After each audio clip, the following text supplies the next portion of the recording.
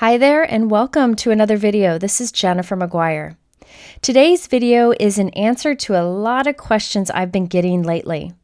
You may have noticed in many of my recent videos, I've been using two products a lot.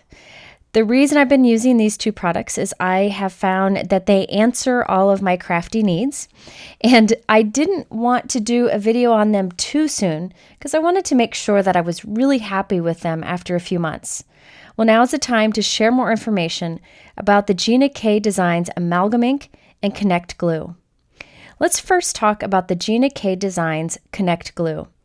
I use this every time I craft and have been doing so for a few months now.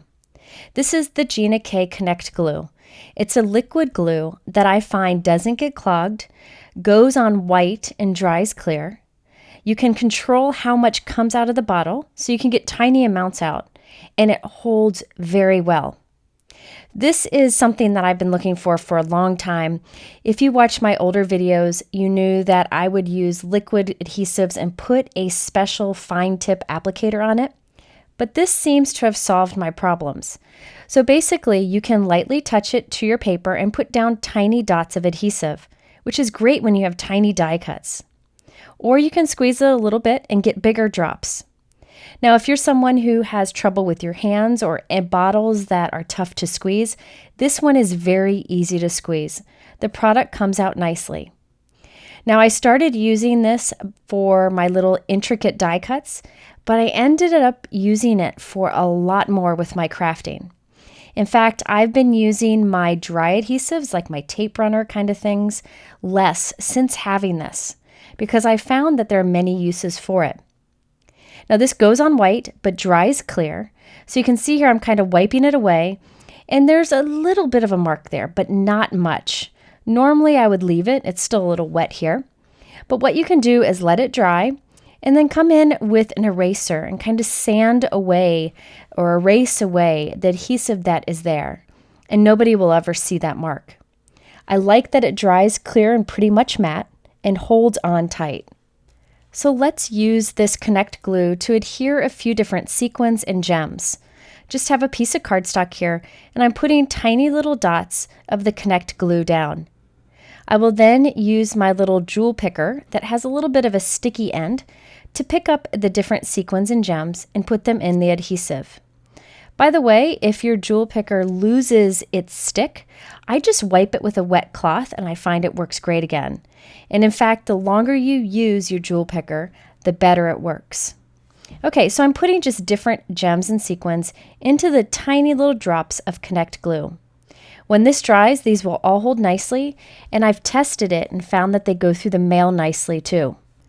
Now over on the left here, I'm going to put a big blob of the Connect Glue, bigger than I need for this particular gem, just so that it oozes out the side. See how it's kind of coming out the side? And I want to show you that will dry clear and you won't notice it. Now I'm going to set that to dry for a bit, and what's nice is it dries very quickly. I find it dries faster than any adhesive I've used in the past. Now here I am just creating a little sentiment strip. I'm using a Simon Says stamp set. It's a fun little sentiment that says I made this card. And I'm just stamped it on the edge of white cardstock, and I'm trimming it down to be a little sentiment strip. I wanted to show you a trick I found for adhering my sentiment strips with foam tape, but also using the Connect Glue to make sure I have it straight. So here I'm cutting a thin strip of foam tape to go on the back of my little sentiment strip. Now normally I would go and stick this on my card and probably get it crooked a few times and tear my paper when I move it. Well, here's a trick that I like to do. Now onto that foam tape, I put some Connect Glue. Now you don't need to because it's sticky, right? But what's nice is by putting the Connect Glue onto the foam tape, I can place it onto my project and wiggle it around a little bit. It moves with that liquid glue on it until you get it straight or where you want it. See how I'm moving it over a little bit? Then it'll dry nicely. It'll hold tight and it will have the dimension. Here's another great use for this Connect Glue. This is how I adhere my craft foam behind my pieces of cardstock when I put it on a note card.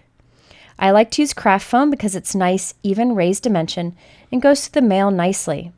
Well, the Connect glue holds onto it great too. Another thing you can do is you can put your paper down, and notice I have it crooked. No problem. I just move it until it is straight. And once it's straight, I can just press it and hold it for a couple minutes, or just put something heavy on it, and it'll dry and not come off. So that's another unexpected perk that I had of using this liquid adhesive, is that I can be sure things are straight. I have a little time to wiggle around with it. Now, if you want to, you can even remove it for a bit before it dries. And see here again, I put it down crooked. That's okay. I just move it and slide it around till it's centered. Then I can leave it where it needs to be. So you have a little bit of forgiveness, time for forgiveness, when using a liquid adhesive like this. Okay, so let's look at those gemstones. You can see even though I'm pressing against them, they are not coming off, even the ones that have that dimension to it, like the flowers. So that's one of the perks of using this adhesive, is it is strong. And this one here that had adhesive kind of pushed out from the sides of it, you can see it dried clear. There's even a tiny little star there right above the word this, and those dried clear too. Now, I know there are many great liquid glues out there that have a lot of the same properties. The reason I'm really enjoying this one is I like the bottle. I like that it doesn't get clogged. It's easy to squeeze. It seems to last me a while and save me money since I'm not using as much like tape runner or any dry adhesive. It also holds very well and is easy to use on tiny little intricate die cuts. I also find I'm wasting less cardstock because I have some time to kind of move things around and position them before they dry completely. Now, I know it's been hard to get these Connect glues recently because they've been so popular, but they're back in stock, so I encourage you to check them out. Okay, now let's talk about the Amalgam ink.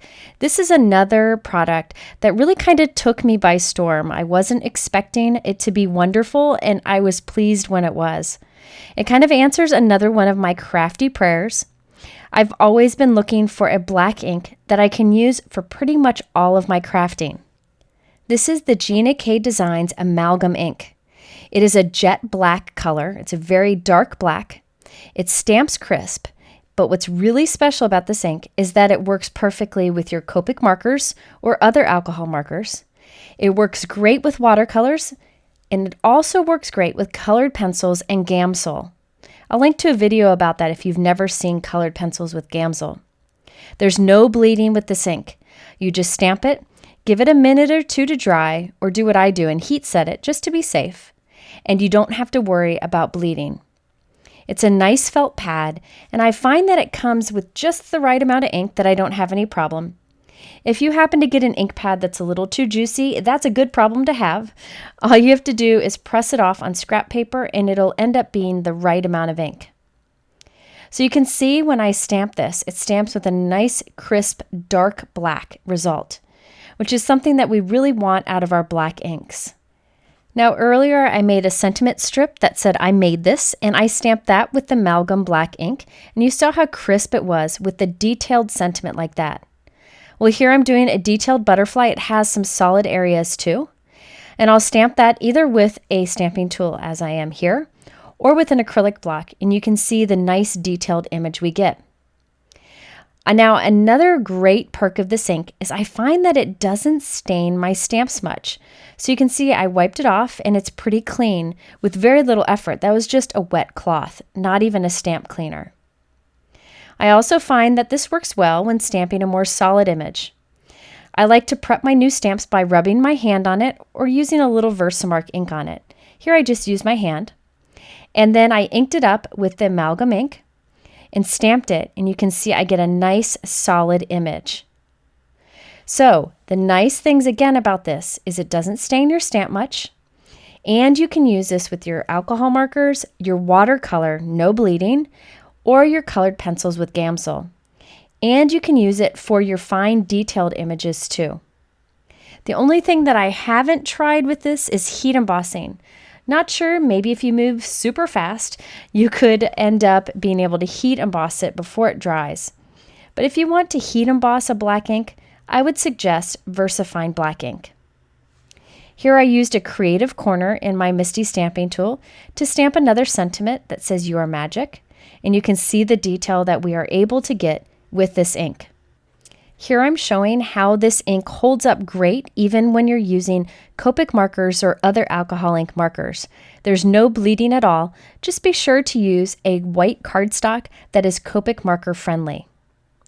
Now this also, as I mentioned, works great for watercolor, which just is wonderful to me. No bleeding at all. So you can use water with any watercolor that you want. Now I'm just using a water brush. I'm not using any watercolor, just putting lots of water over this flamingo image, and you can see there is no bleeding whatsoever, even when I put a lot of water on it. So that proves that it works great for watercolor. And as I mentioned, you can use these with your colored pencils and even Gamsol. As I mentioned, it is available in a full-size pad like the one you see here, or in a small ink cube. And yes, there is a re-inker available for this ink pad. So this ink answers my crafty wishes because I can use it with a variety of crafty needs. I can use it with my watercolors, my Copics, my colored pencils, and basic straight stamping. And before, I had to reach for different inks for different uses. So this is a great solution. So there you have it, a rundown on why I've been using these two products so often. I will tell you that I have purchased these products. I wasn't asked to do this video. I wasn't sponsored. This is just a product that I really like, both of them. And a nice perk is that Gina K is one of the kindest people that I've ever met, and she does a lot to support our industry. So that makes it even better. In the description below, I will link all of the products I showed in this video. And I will add any additional comments that I think of or answers to questions there, so be sure to check that out. In the middle are a couple other videos that you might find interesting. I really appreciate you stopping by. I appreciate your time and have a great day.